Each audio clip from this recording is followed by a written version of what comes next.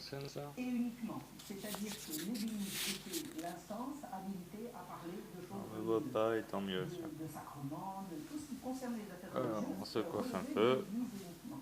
On Le dirait roi Tom avait le Sawyer. privilège exclusif des périphéries. Bonsoir tout le monde. Une loi, c'était une décision du roi. Aujourd'hui, Quand le roi avait dit, c'est considéré que c'était la Marion loi. Sigaud Donc, encore. le roi Je connaît sais, une j'ai pas décision, beaucoup de il la références. faisait enregistrer, c'est-à-dire inscrire dans les registres. C'est Et déjà fois que une la loi masse était assez enregistrée, importante. elle était Ça applicable dure 2 dans heures. tout le Je vais me royaume. la faire, 2 heures. Le royaume, à l'époque, le royaume de Là, France, pour le moment, j'ai dans la tête, en tout cas dans ses grandes largeurs et ses grandes longueurs, je sais pas, une quarantaine d'heures de Marion Sigaud. de circulation d'un cheval, c'était l'équivalent J'avoue, je commence à faire le tour du personnage. Plutôt sympa. Du prétendu pouvoir tyrannique de l'Église sous l'Ancien Régime par Marion Sigaud. Alors, ça commence bien, ça commence avec la notion que tous les magistrats, tous les juges sont à la base des laïcs, des gens qui ont été anoblis par le roi et qui ont passé leur temps à foutre des bâtons dans les roues à l'église ou au roi quand ils prenaient des décisions sages pour l'ensemble. C'est... En gros, ça, ce qu'elle nous raconte, elle inverse tout ce qu'il y a dans la tête des gens classiquement par rapport à l'école de la République. Savoir que les laïcs c'est bien, c'est gentil, et l'Église était tyrannique, le roi était méchant.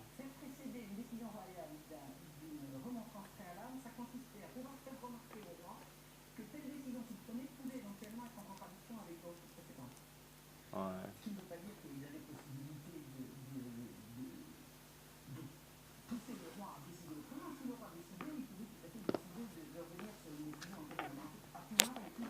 En gros, elle est en train de dire c'est l'appui juridique du roi, quoi. C'est les conseillers du roi. C'est ceux qui ont guidé, on va dire, les choix du roi avant la Révolution. Toutes les saloperies qu'on donne aux rois de France, c'est donné sur leur conseil, quoi. Faut savoir qu'à l'époque, moi c'est toujours le cas aujourd'hui, on est juge de père en fils.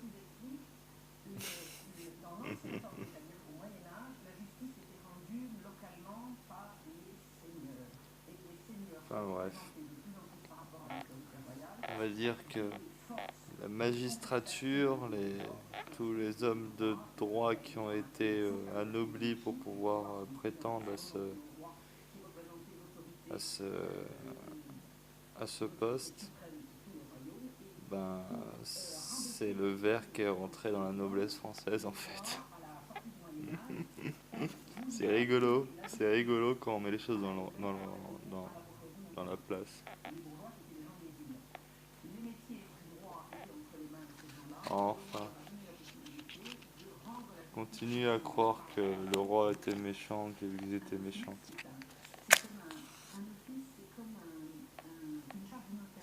Sans déconner. J'avoue que je suis un feignant, hein. Je veux pas lire tout ce qu'elle a dit, mais j'aime bien cette femme. Franchement, elle a une bonne gueule.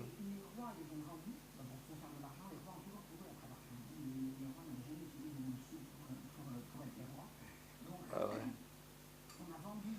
Normalement, un bon chrétien, il fait pas d'argent. C'est normal que le roi avait pas d'argent. C'est le monde qu'on a mis autour de la noblesse et de la monarchie qui a rendu l'argent indispensable au fur des années. C'est eux qui sont à l'origine de l'instauration de l'usure en France, de la libéralisation des marchés des semences. Ouais. C'est eux qui sont à l'origine des famines, en fait. C'est en même temps eux qui ont fait la Révolution française.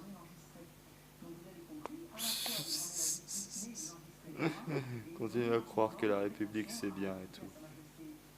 Bon. On est sur le même logiciel, hein. La République c'est de la merde, c'était mieux la monarchie. Mais ça c'est juste pour dire qu'on a vécu 300 ans de merde. En réalité, ce qui dépasserait tout, c'est le tirage au sort. Voilà. Les élucubrations d'un taré toxico sur Marion Sigaud et l'histoire de la prétendue tyrannie de l'Église sous l'Ancien Régime. Au lieu de regarder Machin Story ou je sais pas quoi sur TF1 ou sur M6, mettez-vous 2 heures de Sigaud, ça vous fera grandir.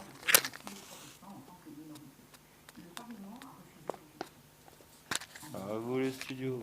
Et vive le roi de France, vive le Christ roi, vive le tirage au sort. Amen.